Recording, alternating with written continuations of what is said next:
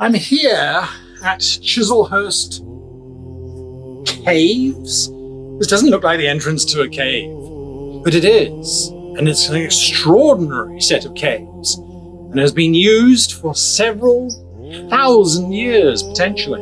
Druid sacrifices, Roman slave pits, hiding from Nazi bombs in World War II. This is the spot, especially if you want to come for some music, such as the Rolling Stones, for example.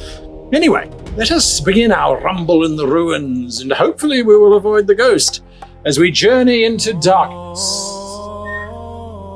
Hello, Guy. Good to see you. Jason, how are you doing? Welcome. Come on in. Lovely. Okay, so this is the cave system. Now, we currently are over here, and we're going to be passing through history. We're going to go and visit some Saxons, possibly. We're going to go and see some Druids for some dark animal sacrifices, or probably not.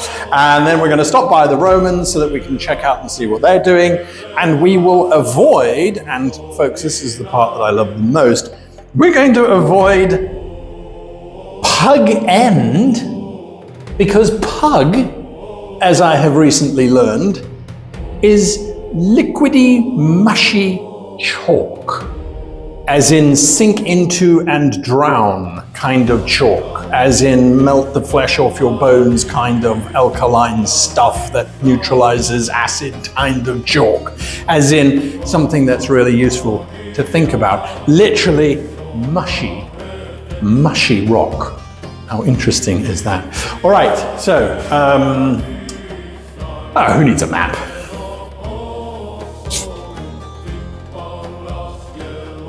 This graffiti from 1872 litters the walls of the cave, and it could be an interesting clue or a red herring for those that are included. It is such a point of history to have this stuff engraved here. This was someone who was here, wandering around using this kind of stuff to look and see and experience. What could we learn just from reading the walls? Well, there's even an elephant down there, the elephant in the caves, as you might say.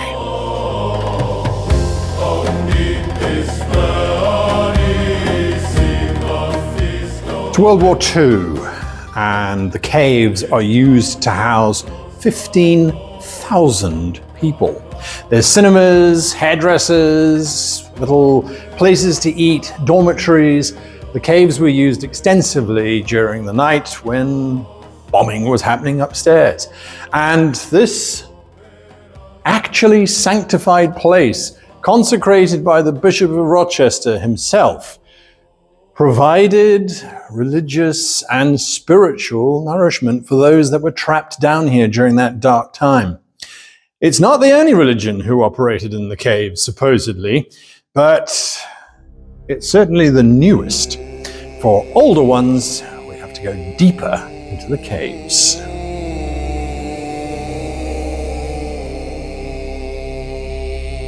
Sometimes markings made on walls are not necessarily for the viewer. They're not necessarily for the person wandering around the cave saying, oh, this way treasure, that way, dark dungeon and death. Sometimes they're postal addresses. So when they were hiding down here during World War II, mostly women and children, of course, they would have 3 bunks and they would have an address on the wall. So you knew if you got post, it would be A1, top, middle or bottom bunk, Chislehurst Caves, and that would be your postal address. So sometimes things on the walls are not mysterious and dark and all that kind of stuff.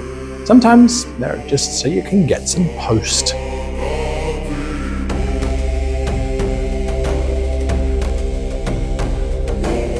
Oh, hello, Charlie. Any flint for us today?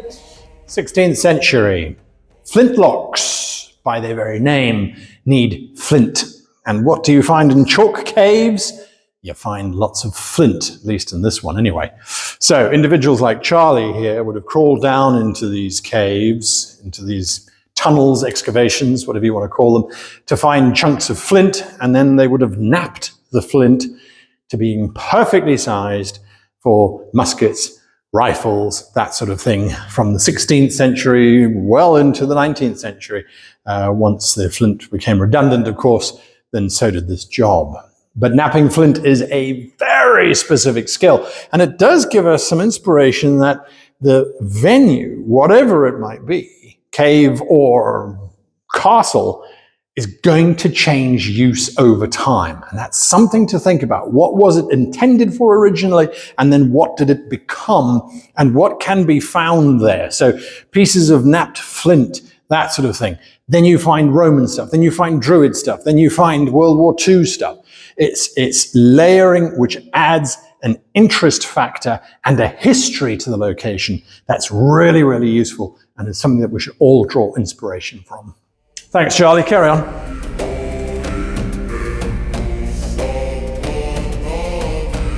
The Druid sacrificial alcove, number 1 of 7. 9, apparently, says the voice in the dark. So, 9 alcoves of Druids' sacrificial altars, beautifully carved. Stunning. The tree of life, a 3-headed goddess of a snake, a horse, and a wolf. Absolutely terrifying. What sacrifices were the Druids conducting here? What souls were they sending into the afterlife? It just sounds so cool down here, by the way, because of all the echoing. Well, probably not a lot. And there are clues that this may not be as authentic as we might think. The great inscriptions on the wall, the text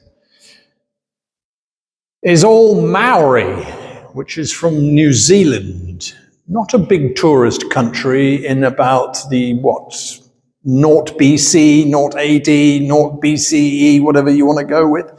Weren't very famous for visiting the English countryside back then.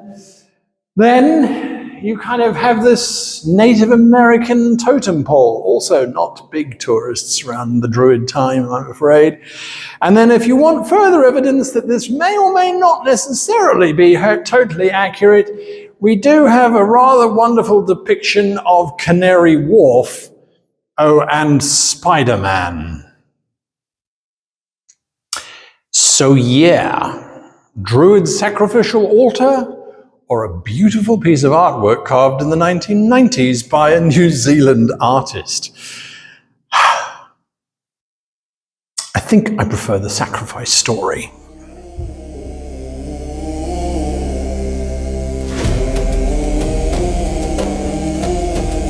So, the evidence for actual Druids in these caves comes from these little alcove shapes, which originally were postulated that this was the high priest's working area and then this was a sacrificial landing.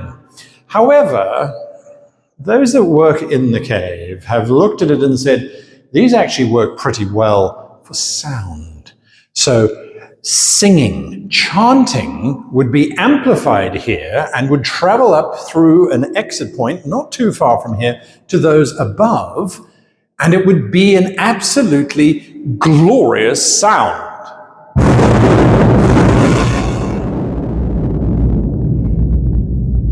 See what I mean? Glorious sound. So whilst the Druids might be using these caves for ceremonies and echoes, many, many bands were using this place for their music. The Who, Jimi Hendrix, David Bowie, the Rolling Stones, ironic in a cave, all performed here at various times in the 50s and the 60s. The sound was great, the caves were good, and once again, those wonderful echoes were everywhere. So perhaps bards might make use of this kind of space, not just mushroom growers or those hiding from the war, or those willing to commit sacrifices, or those mining for chalk. So many uses. I love it. Don't ask me to sing.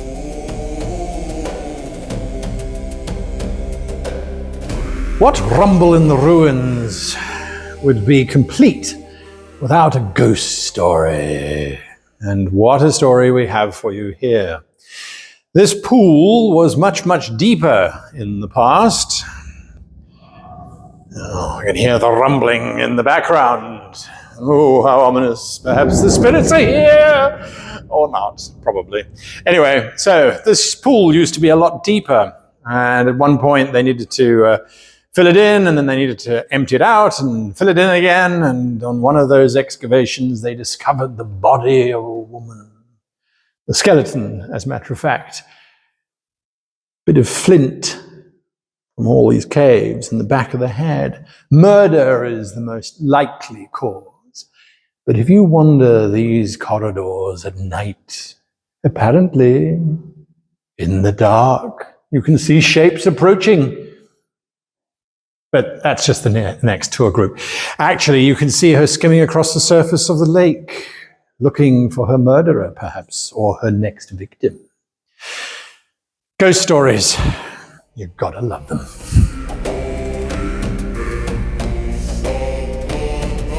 We have wandered these caves looking at lots of sacrifice and death. But what about life? How does one sustain oneself down here? Well, the answer is mushrooms, and lots of them. Mushrooms love the dark, they love the damp, and they love the cold. And so, for a good 30 years, this was a gigantic mushroom farm, growing mushrooms, button mushrooms as a matter of fact, until the war broke out.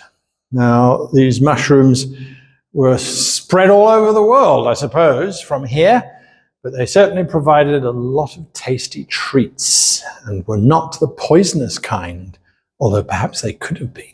That would have been more interesting, maybe a giant poison mushroom farm, miles and miles of nothing but poisonous mushrooms. Nah, I think we'll just fry them up and have them with some toast. Chislehurst Caves. Druids, Romans, sacrifices, murders, world wars. This is a remarkable place, and certainly has got my little grey cells fired up. But this great maze, 22 miles worth of darkness, well, it's certainly something to be inspired about. But just how dark is it really? Hopefully, I'll see you in the next video.